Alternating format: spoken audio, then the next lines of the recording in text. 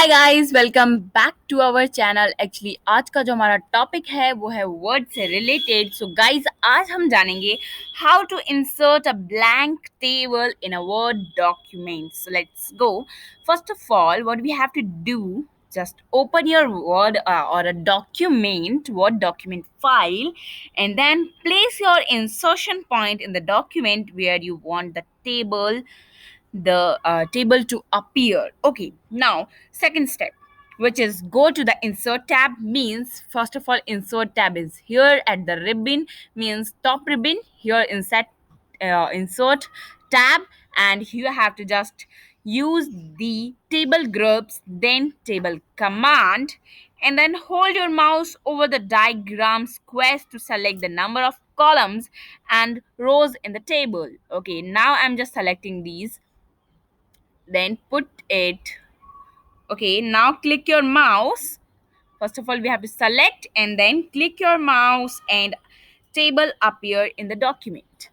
Okay, so as you're able to see here now, table appears in the document. So this is the way, from there we are able to insert or create a blank table. One more step which you can follow it, and easily you can insert a table. So let's go.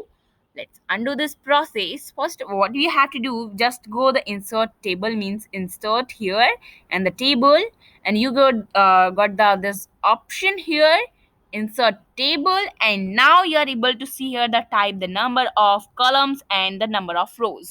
So number of columns here we will 5, and the number of rows also 5, and then click on the OK button.